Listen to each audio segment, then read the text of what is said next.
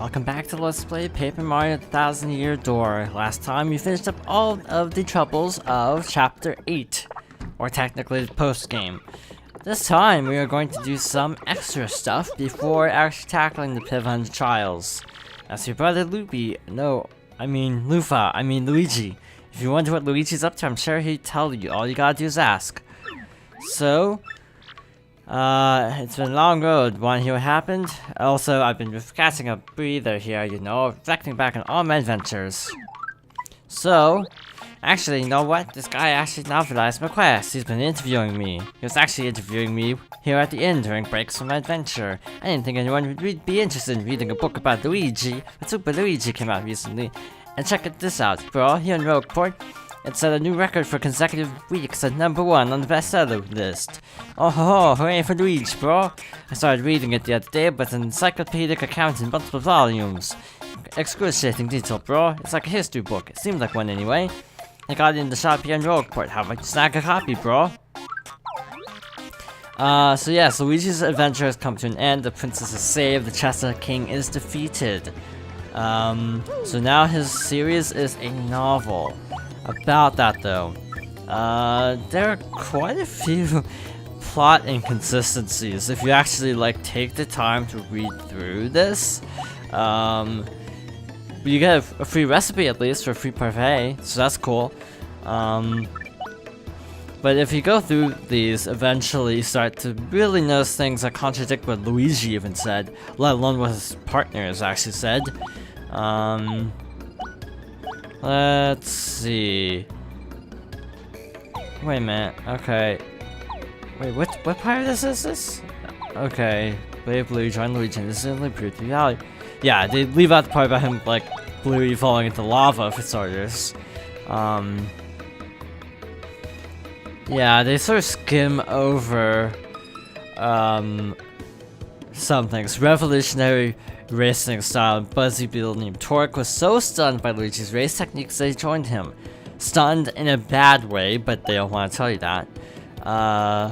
Gave Luigi a key role as an earth spirit, basically, instead of grass. Let's see. Okay. And I seem to recall there being some actually, plot hole stuff, but I'm not actually seeing anything right now. So maybe I'm mistaken, just little exaggerations here and there. So the stuff with Cranberry, but they kind of leave out the stuff about Screamy for some reason. Let's see. This part seems pretty much like what he said. Okay, cross. Also, the second volume actually mentioned Luigi cross-dressing. I'm actually curious now. And he chose not surprisingly sick Luigi. Yeah. Okay, so yeah, they kind of ignored the cross-dressing part in that one. But yeah, actually, this is a more detailed account of his fight with the TEC-XX, assuming it's actually real, than actually what he tells us. And I feel like this is meant to be a lot more dramatic than it actually was meant to be. In addition, the town bulletin board actually says, this: when light fades from Rogueport, a hero emerges, inscribing his name and legend. And on the back, it's green. All 5 volumes now on sale at Toadbo's Bazaar. The mustachioed Green Baron. So yes, Luigi is self-promoting now. But that's not the only Easter egg we can actually see here. There are a lot, actually. First of all, let's go talk to Frankly. We don't actually know what the treasure is, for starters. You seem pretty cheery, and as always, I am happily busy with my research. By the by, do you know what was in the treasure chest we found in the palace? It contained a dry room. Oh no, it's nothing to be disappointed by. Now we know for certain that people indeed ate mushrooms 1,000 years ago. This is a groundbreaking anthropological discovery. I think I'll stay here and continue my research a little longer. Yes, I'm fond of this place. Feel free to drop by anytime you like. Okay, that's just a little bit disappointing, not gonna lie. In addition, let's actually talk to the Trouble Center now that we've actually solved all of the troubles. We haven't had any troubles come in lately. Maybe you've solved all the world's troubles already. I suppose that's good, but it's terrible for business. If we check the board, yes, we have indeed completed all of the troubles. So that's just a nice little piece of dialogue where it's like, oh yeah, well that sucks for us because, well, we're the trouble center. Next up, we were actually going back to Postley Heights, where we kind of started to hint at this, or at least I made it, accidentally made it very obvious what we were going to do in Postley Heights, but we were actually going to see what they're up to. So, in Postley Heights, there's a character cameo, and that's what we're gonna go do now. Go take care of. This is going to be a short episode, by the way. We're probably not going to hit 10 minutes because of just the fact that you can basically count the Easter eggs on one hand in this game. Not a bad thing, it's just not really that good for a full episode, I suppose. So, Lady Bo and Bootler from the first game. That's Bo. Wait a second, Mario. Exactly what is your relationship with her? Tell me now. Just kidding, I always wanted to say that. But you did go on an adventure with her, right? Tell me sometime, okay? It is you, isn't it, Mario? Well, it's been quite a while, hasn't it? I've come here with Bootler. Yes, a little vacation to Postley Sanctum. I hadn't left the mansion in ages. I figured it was time to turn some heads on the road. Gwahaha! But what a nice surprise to see you. Feel free to be overwhelmed by my beauty. And she says the same thing. Lady Bo, your beauty is like the song of a nightingale in the evening. Indeed, I feel you've grown to a fine young girl who would make your ancestors proud.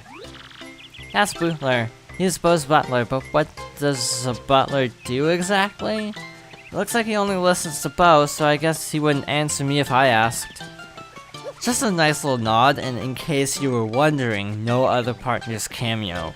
I think they actually have sprites, or character models. I'm not sure which would be the better term in this game. I think they're actually sprites, because it's, well, Paper Mario. It's not like a 3D polygonal model, basically. Yeah, I think they're sprites. But yeah, all the other characters actually have sprites, but they're actually unused. So if you're wondering, yeah, no other partner actually appears. In Super Paper Mario, all of the partners technically have an appearance.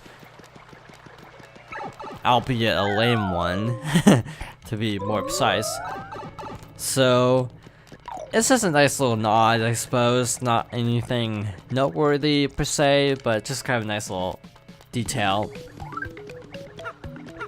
In here, we can actually use the teleporter as alluded to by Goombella in the epilogue. So push the button, and voila, the teleporter starts actually working again.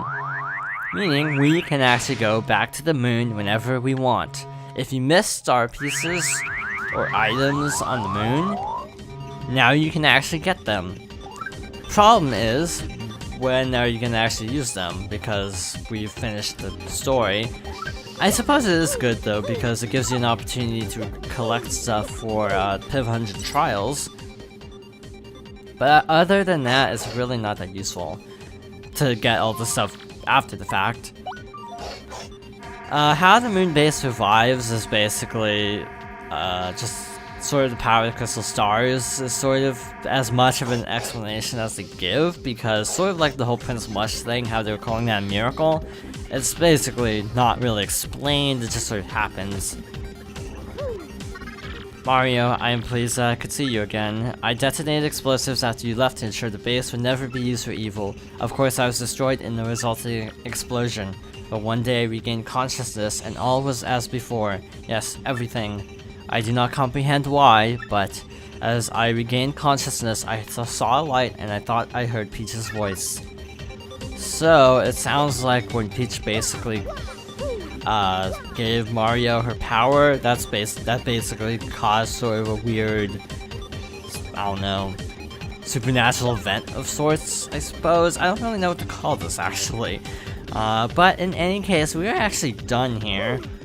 These are all the little post-game Easter egg conversations that I care to show. You could talk to literally everyone and get unique dialogue, but to be fair, why? These are the only three that I think actually matter, because Luigi is a good character in this game, and Bo's a nice cameo, and Tech, that's kind of important, knowing that Tech's still alive. But in any case, next time we will be attempting the Pit of 100 Trials. Thank you for watching, and I hope you join me next time for more Paper Mario Thousand Year Door.